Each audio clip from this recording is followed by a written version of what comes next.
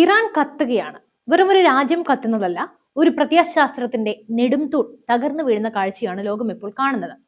86 വർഷം ഇറാന്റെ ആത്മാവിനെ കൈപ്പിടിയിൽ ഒതുക്കിയ, ലക്ഷക്കണക്കിന് സ്ത്രീകളുടെ സ്വപ്നങ്ങൾക്ക് മുകളിൽ മതനിയമങ്ങളുടെ ചങ്ങലയിട്ട ആയത്തുള്ള അലി ഖമേനി എന്ന പരമോന്നത നേതാവ് ഇനിയില്ല. ഇസ്രയേലിന്റെയും അമേരിക്കയുടെയും 200ഓളം യുദ്ധവിമാനങ്ങൾ ഇറാന്റെ ആകാശത്ത് വട്ടമിട്ടു പറന്ന ആ രാത്രി സ്വന്തം ഓഫീസിനുള്ളിൽ വെച്ച് ഖമേനി കൊല്ലപ്പെടുമ്പോൾ അതൊരു ഏകാധിപതിയുടെ അന്ത്യം മാത്രമല്ല, മറിച്ച് അടിച്ചമർത്തപ്പെട്ട ഒരു ജനതയുടെ 2ാം ജന്മം കൂടിയായിരുന്നു. പക്ഷേ കഥ അവിടെ തീരുന്നില്ല. ഇറാനിലെ തെരുവുകളിൽ പെൺകുട്ടികൾ മുടിമുറിച്ചും ഖമേനിയുടെ ചിത്രത്തിന് തീ കൊളുത്തി ആ തീയിൽ സിഗരറ്റ് കത്തിച്ചും മരണ നൃത്തം, ആനന്ദ നൃത്തം ചെയ്യുമ്പോൾ ആയിരക്കണക്കിന് കിലോമീറ്റർ അകലെയുള്ള നമ്മുടെ കൊച്ചു കേരളത്തിൽ ചിലർ നെഞ്ചു പൊട്ടിക്കരയുകയാണ്. അതെ, കേരളത്തിലെ ചില പ്രത്യേക സംഘടനകൾ, ചില ഘടകങ്ങൾ ഈ വാർത്ത കേട്ട് നടുങ്ങിയിരിക്കുന്നു. സ്വന്തം നാട്ടിലെ പെൺകുട്ടികൾക്ക് വേണ്ടി മിണ്ടാത്തവർ ഇറാനിലെ ഏകാധിപതിയുടെ മരണത്തിൽ വിലപിക്കുന്നത് എന്തുകൊണ്ട്?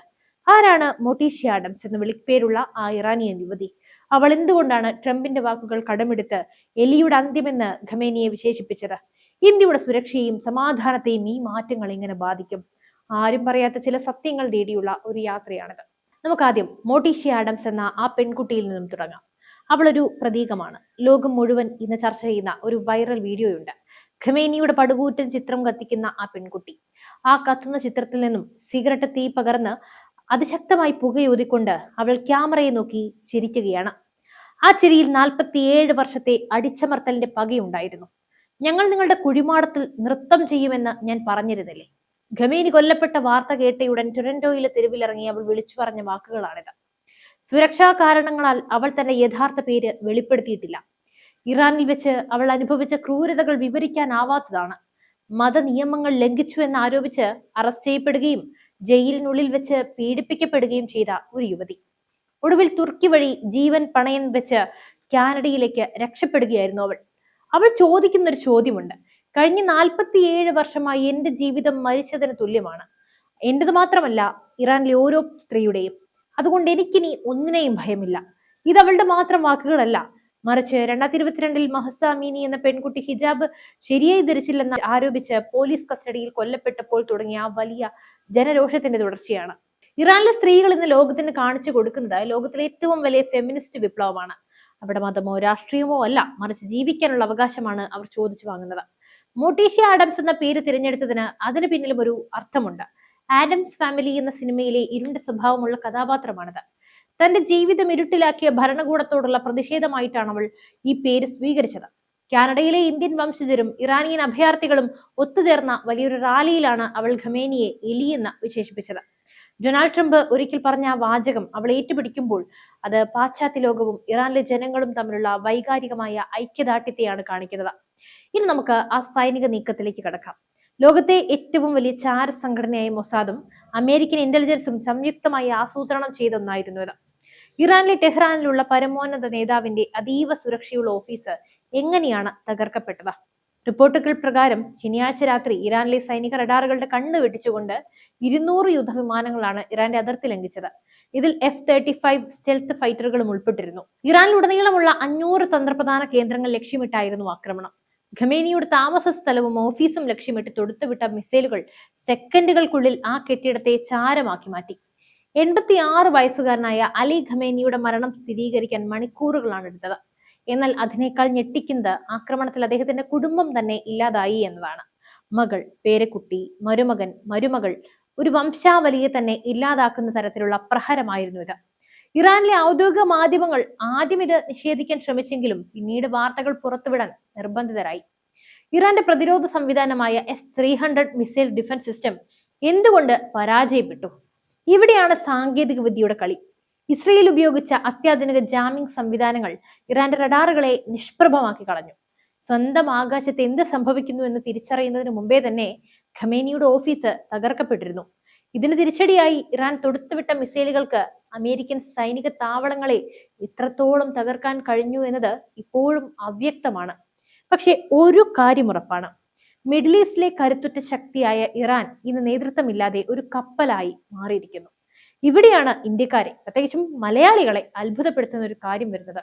ഇറാന്റെ മണ്ണിൽ സ്വന്തം ജനത മിഠായി വിതരണം ചെയ്ത് മധുരം വിതരണം ചെയ്ത് ഈ മരണം ആഘോഷിക്കുമ്പോൾ കേരളത്തിലെ ചില പ്രത്യേക രാഷ്ട്രീയ മത സംഘടനകളുടെ പ്രതികരണം, ചില വ്യക്തികളുടെ പ്രതികരണം എല്ലാം നമ്മൾ ഇരുത്തി ചിന്തിപ്പിക്കണം. എന്തുകൊണ്ടാണ് കേരളത്തിൽ ഖമേനിക്ക് വേണ്ടി കണ്ണീർ വീഴുന്നത്? കേരളത്തിലെ ചില വാട്സപ്പ് ഗ്രൂപ്പുകളിലും ഫേസ്ബുക്ക് പേജുകളിലും വരുന്നത് ഇസ്ലാമിക ലോകത്തിന്റെ സൂര്യൻ അസ്തമിച്ചു എന്നൊക്കെയുള്ള അതിവൈകാരികമായ പോസ്റ്റുകളാണ്. ഇതേ ഖമേനിയുടെ ഭരണകൂടമാണ് ഇറാനിൽ പെൺകുട്ടികളെ മുടി കാണിച്ചു എന്നതിന്റെ പേരിൽ വെടിവെച്ച് കൊന്നത് എന്ന് ഇവർ മറന്നു പോകുന്നുണ്ടോ? ഭാരതം എന്ന ജനാധിപത്യ രാജ്യത്ത് അവിടെ ഇരുന്നു കൊണ്ട് വ്യക്തി സ്വാതന്ത്ര്യത്തിന്റെ എല്ലാ ഗുണങ്ങളും അനുഭവിച്ചുകൊണ്ട് ലോകത്തിലെ ഏത് വലിയ ഏകാധിപതികളിൽ ഒരാൾക്ക് വേണ്ടി കരയുന്നത് ഒരുതരം ഇരട്ടത്താപ്പല്ലേ? ഖമേനിയുടെ ഭരണം ആഘോഷിക്കുന്ന ഇറാനിയൻ സ്ത്രീകളെ പാശ്ചാത്യ ഏജന്റുകൾ എന്ന് വിളിക്കാനാണ് ഇവർ എല്ലാവരും ശ്രമിക്കുന്നത്. എന്നാൽ മോട്ടീഷ്യ ആഡംസിനെ പോലെയുള്ളവർ അനുഭവിക്കുന്ന വേദന ഇവർക്ക് മനസ്സിലാകില്ല. ഇന്ത്യയിലെ, പ്രത്യേകിച്ചും കേരളത്തിലെ ചിലർക്ക്, മിനി പാകിസ്ഥാനിലെ ചിലർക്ക് ഇറാൻ എന്നാൽ ഒരു മതപരമായ വികാരമാണ്. എന്നാൽ ഇറാന്റെ ചരിത്രം നോക്കിയാൽ അത് ലോകത്തിലെ ഏറ്റവും മികച്ച സംസ്കാരങ്ങളിലൊന്നായ പേർഷ്യൻ സംസ്കാരത്തിൻ്റെതാണ്. അതിന് മതത്തിന്റെ പേരിൽ തടവിലാക്കിയ ഖമേനിയുടെ ഭരണത്തിനെതിരെയാണ് ഇന്ന് ലോകം തന്നെ വിരൽ ചൂണ്ടുന്നത്. കേരളത്തിലെ ഈ അനുശോചന യോഗങ്ങൾ ശരിക്കും പറഞ്ഞാൽ ആർക്ക് വേണ്ടിയുള്ളതാണ്? രാജ്യസ്നേഹികളായ ഭാരതീയൻ ചോദിക്കേണ്ട ചോദ്യമാണിത്. വിദേശത്തെ ഏകാധിപത്യത്തെ ആരാധിക്കുന്നവർ നാളെ നമ്മുടെ ജനാധിപത്യത്തിന്റെ ഭീഷണിയാകില്ലേ? ഇവിടെ ഒരു മുസ്ലിം രാഷ്ട്രമാക്കാനാണ് ഇവരെല്ലാം ശ്രമിക്കുന്നത്. ഇനി നമുക്ക് ഇതിന്റെ ഗൗരവകരമായ വശത്തേക്ക് കടക്കാം. ഇന്ത്യയെ സംബന്ധിച്ചിടത്തോളം ഇറാൻ ഒരു തന്ത്രപ്രധാന പങ്കാളിയാണ്. പക്ഷെ ഖമേനിയുടെ അന്ത്യം ഇന്ത്യയുടെ വിദേശ നയത്തെ എങ്ങനെ ബാധിക്കും? ഒന്നാമതായി, ചബഹാർ തുറമുഖം അഫ്ഗാനിസ്ഥാനിലേക്കും സെൻട്രൽ ഏഷ്യയിലേക്കും പാകിസ്ഥാനെ ഒഴിവാക്കി ഇന്ത്യക്ക് കടന്നു ചെല്ലാനുള്ള പ്രധാന കവാടമാണിത്. ഇറാനിലെ രാഷ്ട്രീയ അസ്ഥിരത ഈ പ്രൊജക്ടിനെ ബാധിക്കാൻ സാധ്യതയുണ്ട്. എന്നാൽ ദീർഘകാലാടിസ്ഥാനത്തിൽ നോക്കിയാൽ ഇറാന്റെ മത നേതൃത്വം മാറിക്കൊണ്ട് ഒരു ജനകീയ ജനാധിപത്യ ഭരണകൂടം വന്നാൽ അത് ഇന്ത്യക്ക് തീർച്ചയായും ഗുണകരമാകും. കാരണം ഇറാനിലെ നിലവിലെ ഭരണകൂടം പലപ്പോഴും തീവ്രവാദ നിലപാടുള്ള ഗ്രൂപ്പുകളെ സഹായിക്കുന്നുണ്ടെന്ന ആരോപണം ശക്തമാണ്. രണ്ടാമതായി, എണ്ണ ഇറക്കുമതി. അന്താരാഷ്ട്ര വിപണിയിൽ എണ്ണവില വർദ്ധിക്കുന്നത് ഇന്ത്യയെ പോലെയുള്ള ഒരു വളരുന്ന സമ്പദ് വ്യവസ്ഥയെ ബാധിക്കും. ഖമേനിയുടെ മരണത്തിന് പിന്നാലെ ഉണ്ടായ സംഘർഷങ്ങളെല്ലാം ഗൾഫ് മേഖലയിൽ വലിയ പ്രതിസന്ധിയാണ് ഉണ്ടാക്കുന്നത്. ഇന്ത്യയിലെ സാധാരണക്കാരന്റെ പോക്കറ്റിൽ നിന്നും കൂടുതൽ പണം പെട്രോളിയം ഡീസലിനും വേണ്ടി ചിലവാക്കേണ്ടി വരുമോ എന്ന് കണ്ടു തന്നെ അറിയണം. മൂന്നാമതായി, ഇന്ത്യയിലെ ആഭ്യന്തര സുരക്ഷ.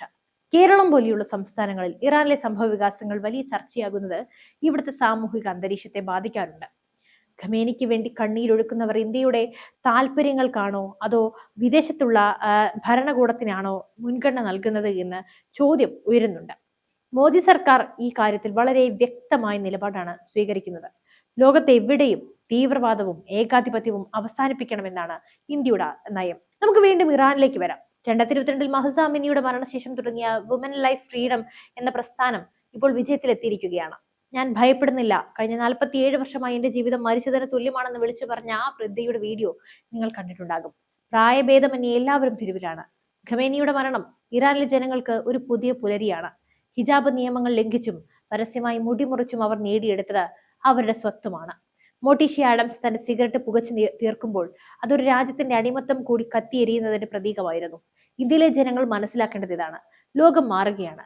മതത്തിന്റെ പേരിൽ ജനങ്ങളെ ഭയപ്പെടുത്തി ഭരിക്കാൻ നോക്കിയ ഒരു ഭരണകൂടത്തിന്റെ പതനമാണ് നമ്മൾ കാണുന്നത്. കാനഡയിലെ ടൊറന്റോയിൽ ഇരുന്നു കൊണ്ട് ഒരു യുവതിക്ക് ഇത്രയും ധീരമായി പ്രതികരിക്കാൻ കഴിയുന്നത് അവൾ അനുഭവിക്കുന്ന സ്വാതന്ത്ര്യം കൊണ്ടാണ്. ആ സ്വാതന്ത്ര്യം ഇറാനിലെ ഓരോ തെരുവിലും ലഭിക്കണമെന്നാണ് ലോകം ആഗ്രഹിക്കുന്നത്. കേരളത്തിലെ ചില സംഘടനകൾക്ക്, ചില വ്യക്തികൾക്ക്, ചില അന്ധമായി മതത്തെ ഡിപ്പെൻഡ് ചെയ്യുന്നവർക്ക് ഖമേനിക്ക് വേണ്ടി നടത്തുന്ന വിലാപങ്ങൾ വെറും പാഴ്വാക്കാണ്, പാഴ്വേലയാണ്. കാരണം ജനതയെ അടിച്ചമർത്തുന്ന ഒരാൾക്കും ചരിത്രത്തിൽ മാപ്പില്ല. ഇറാനിനെ എങ്ങോട്ട്, അത് അവിടുത്തെ ജനങ്ങൾ തീരുമാനിക്കും. പക്ഷെ ഒരു കാര്യം ഉറപ്പാണ്: ഖമേനിയുടെ അന്ത്യം ഏകാധിപത്യത്തിന്റെ ശവപ്പെട്ടിയിലെ അവസാനത്താണിയാണ്. ഇറാൻ ഒരു പാഠമാണ്. വിദേശത്തെ ഏകാധിപതികളെ ആരാധിക്കുന്നവർ സ്വന്തം നാട്ടിലെ ജനാധിപത്യത്തിന്റെ വില അറിയുന്നില്ല. മോട്ടീഷ്യ ആഡംസ് എന്ന പെൺകുട്ടി ഇന്ന് ലോകത്തെ കണ്ണു തുറപ്പിക്കുന്നു. അവൾ ആ സിഗരറ്റ് വലിച്ചു പുകച്ചു വിട്ടത് ഒരു വെല്ലുവിളിയായിരുന്നു, അടിച്ചമർത്തുന്നവന് നേരെയുള്ള വെല്ലുവിളി. എന്തായാലും നിങ്ങളുടെ അഭിപ്രായങ്ങൾ തീർച്ചയായും കമന്റ് ചെയ്യുക. മറ്റു വിഷയമായി വീണ്ടും എത്തുവരെ നന്ദി. News desk IBN Malayalam.